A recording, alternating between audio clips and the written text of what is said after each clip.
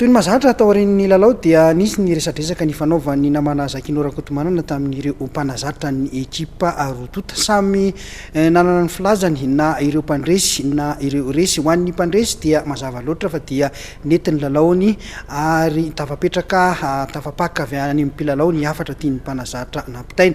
Ho an'ny resy kosa indray dia nambaran'izy ireo fa dia tsy tafiditra loatra ny mpilalaony, maromaro ny lesoka matoa nisy zay faharesena izay. Ndeha raha antsika ary resadresaka ny fanaovany namana Zakinora Kotomanana tamin'ny mpanazatra. Mafimafy ana aloha izy fa isorako ny banikely satria izy rehetra reo sambany miakatra Mahamasina fa natoatra an'izany ekipa Tombo Zaridaina zay ka félicité ny banikely zany.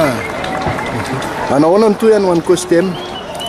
Mitohy satria fitezana moa ny anay fitezana io dia tsy maintsy miezaka manerana zay zavatra tsy mety eo zany tsy maintsy ho arenina zay le zavatra tsy mety eo tsy maintsy ho arenina. Teza hoe zany volorona hoe tsy nety tao anatin'izay lalao? Ny angova aloha eo fa teo ampovoany teo no nisy défiance kely teo ampovoany teo fa namboarina izy iny tamin'ny deuxième temps dia mipetraka tsara fa eo amin'le fahazarana ny Mahamasina zany no ilaina ihany koa.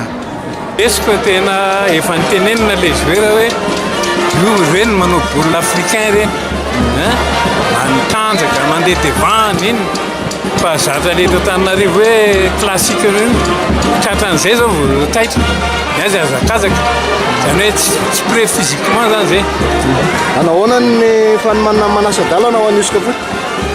Dia tsy maintsy manomana an'izay zavatra lesiko zay zany hoe sy l'équipe eo aminay demi-finale moa tovitovy filalao aminay ihany dia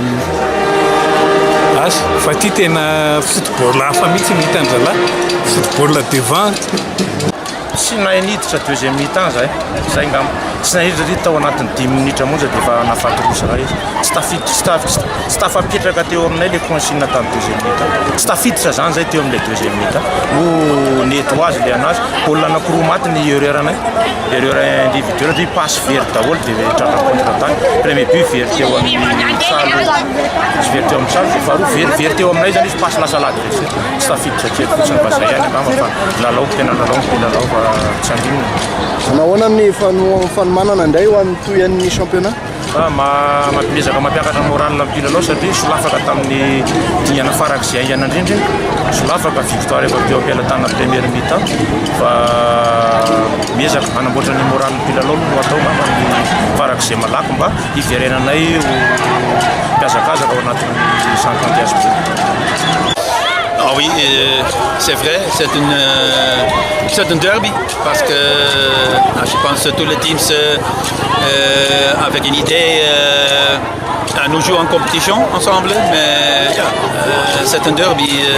Nous avec la prochaine ronde de Telma Cup et cette antenne, c'est tout le temps, c'est dur. J'ai dit aussi le premier temps.